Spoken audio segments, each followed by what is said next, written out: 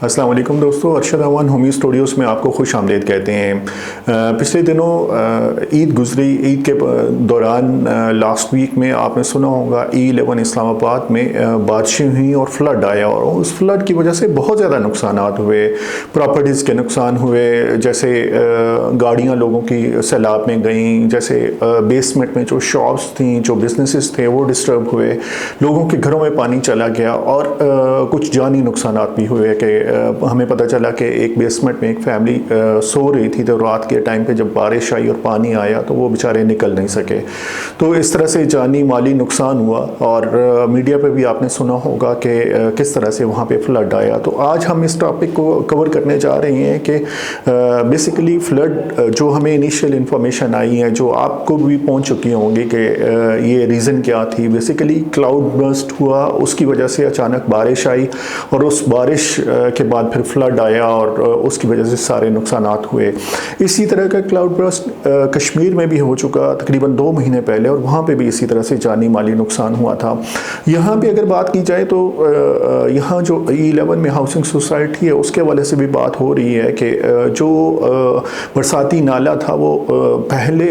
जो जहाँ से स्टार्ट हो रहा था वहाँ पे काफ़ी खुला था, और जब सोसाइटी के अंदर से गुजरा तो उसे तंग कर दिया गया और टर्निंग के ऊपर बहुत ज़्यादा तंग हो गया, और जिसकी वजह से पानी जब फ्लो आया और आगे से उसे कोई जगह नहीं मिली तो वो लोगों के घरों में चला गया, और वहाँ पे जो कमर्शियल के प्रोजेक्ट थे उनकी बेसमेंट में चला गया। अब यहाँ पे अगर हम डिस्कस करें तो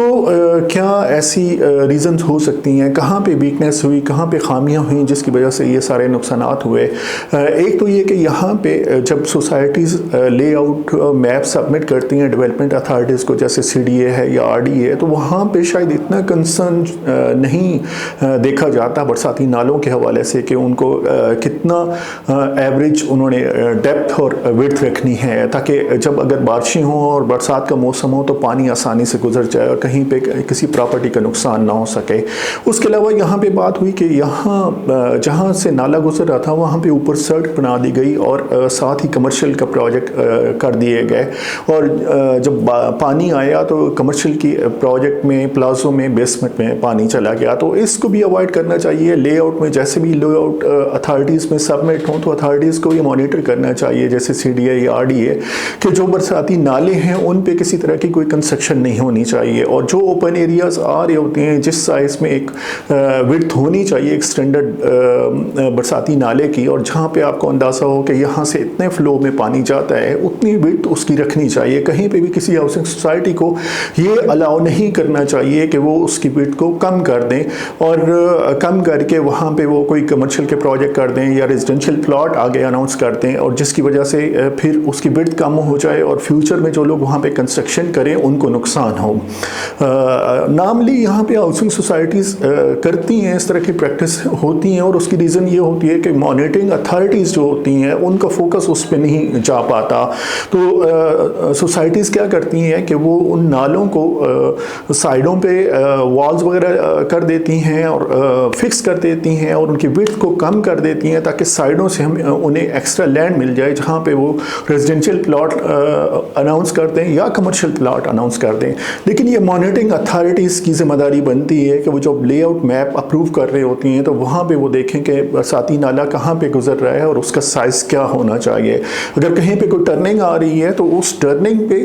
उससे तंग नहीं होना चाहिए, बल्कि उससे और ज़्यादा खुला हो जाना चाहिए ताकि जो फ्लो पानी का आए वो आसानी से आगे गुजर जाए, बॉटल नेक ना बने। यहाँ पे क्योंकि हम खुद रियल स्टेट में हैं और हमारे चैनल पे जो सब्सक्राइबर्स और व्यूअर्स हैं वो भी रियल स्टेट से इंटरेस्टेड लोग होते हैं जो आके हमारी वीडियोस देखते हैं, तो अगर आप फ्यूचर में कोई इन्वेस्टमेंट का प्लान कर रहे हैं और किसी भी हाउसिंग सोसाइटी में आप प्लॉट लेने जाते हैं तो कोशिश करें ऐसे नाले के बिल्कुल करीब ना हो, नाले के ऊपर कोई प्लॉट ना हो, या वहाँ पर चेक करें कि उस सोसाइटी में जहाँ पर आप प्लॉट ख़रीद रहे हैं वहाँ पर कोई हिस्ट्री में कोई और फ्लड आया आया था जिसकी वजह से प्रॉपर्टीज़ का नुकसान हुआ था। हिस्ट्री से आपको पता चल जाएगा कि अगर वहाँ पे कोई फ्लड आता है और कौन सी साइड पे आता है और उसका कहाँ कहाँ नुकसान होता है, तो कोशिश करें जहाँ पे वो पानी गुजरता है वहाँ पे कहीं पे आप इन्वेस्टमेंट ना करें, उससे थोड़ा सा हट के इन्वेस्टमेंट करें। बेशक कहीं पे कोई प्राइस ज़्यादा आ रही हो लेकिन वहाँ इन्वेस्टमेंट करें ताकि फ्यूचर के लिए आपकी टेंशन ख़त्म हो जाएगी। हमने कोशिश किया कि ऐसे टॉपिक सेलेक्ट किए जाएँ जहाँ पे हमारी मेजॉरिटी जो पब्लिक देख रही होती है, जिन्हें इस तरह की इन्फॉर्मेशन चाहिए होती है, उनके साथ इन्फॉर्मेशन शेयर हो जाए ताकि वो लोग फ्यूचर में आने वाले नुकसानात से बच सकें। आप हमें कांटेक्ट कर सकते हैं हमारे यूट्यूब चैनल के थ्रू, हमारे फ़ोन नंबर के थ्रू और हमारी वेबसाइट के through. Keep in touch. Thank you so much.